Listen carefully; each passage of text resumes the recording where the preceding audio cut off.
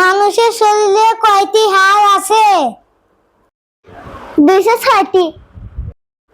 মানুষের বুকে কয়টি হাড় আছে? 12টি করে, মোট 24টি। মানুষের মেরুদণ্ডে কয়টি হাড় আছে? 33টি। একজন প্রাপ্তবয়স্ক মানুষের কয়টি দাঁত থাকে? 32টি। মানুষের শরীরে কত ভাগ পানি থাকে? প্রায় 70 ভাগ। মানুষ কোন কানে বেশি শোনে? ডান কানে। হৃৎপিণ্ডের কাজ কি? রক্ত চলাচলে সাহায্য করা। মানব দেহের বৃহত্তম অঙ্গ কোনটি?